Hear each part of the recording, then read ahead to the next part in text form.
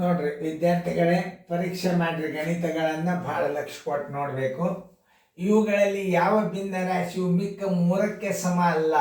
ಅಂದ್ರೆ ಮೂರು ಭಿನ್ನ ರಾಶಿಗಳು ಒಂದೇ ಜಾತಿಗೆ ಸಂಬಂಧಪಟ್ಟಿರ್ತಾವೆ, ಒಂದು ಮಾತ್ರ ಭಿನ್ನ ಇರ್ತದೆ. ಅದು ಯಾವುದು ಅನ್ನೋದು ಕಂಡು ಹಿಡಿಬೇಕಾದ್ರೆ ಇದನ್ನು 2-3 ರೀತಿ ಒಳಗೆ ಮಾಡ್ಬೋದು.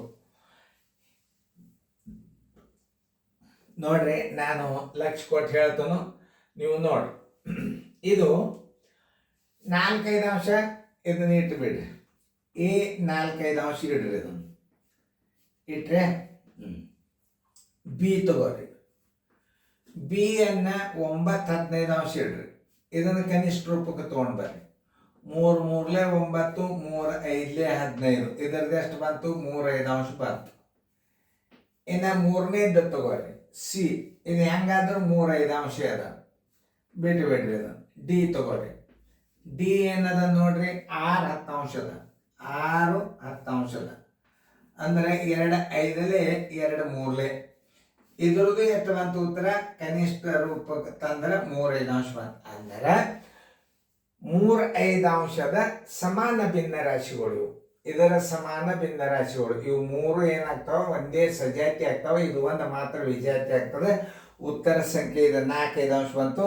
ಎಲ್ಲ 3-5 ಅಂಶ. 5ನೇ 3 5ನೇ 3 5ನೇ 3 ಬಂದದ.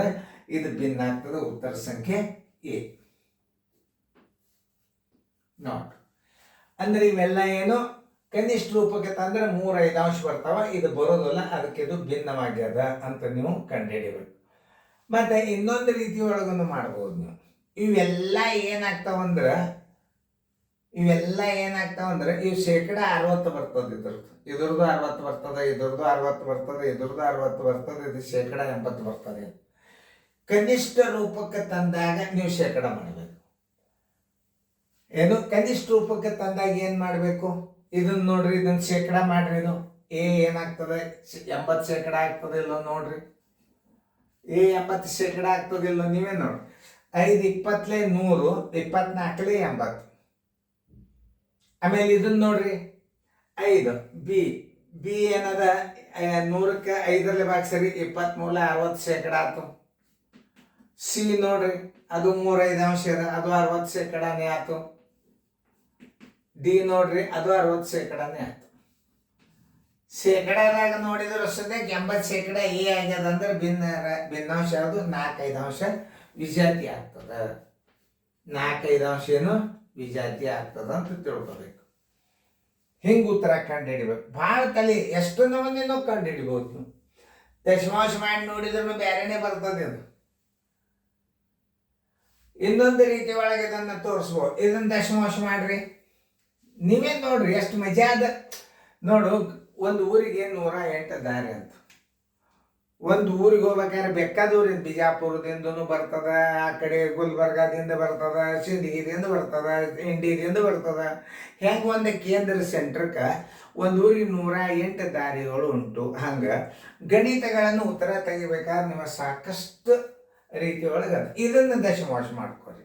ದಶಮಾಂಶ ಮಾಡ್ಕೊಂಡಾಗ ಎ ಎಷ್ಟು ಬರ್ತದೆ ನೀವು ನೋಡಿ. ಇನ್ನೊಂದು ರೀತಿ ಒಳಗೆ ತೋರಿಸ್ತೀನಿ ನೋಡಿ. 5 0.0 ಇಟ್ಟರೆ 5 8 ಇದರದ್ದು 0.8 ಆಗ್ತಿದ್ದು ಬಿ ನೋಡಿ. ಈಗ ಎಷ್ಟು ಬಂದದ?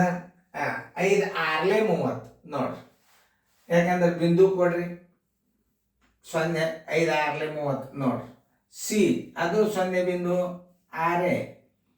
ಡಿ 0.6 ನೋಡಿ. ಇದೊಂದು ರೀತಿ ಒಳಗೆ ಗಣಿತ ನೀವು ಕಲ್ತ್ರಿ. ದಶಮಾಂಶದಾಗ ಮಾಡಿದ್ರು ಇದು ವಿಜಾತಿ ಆಯ್ತು.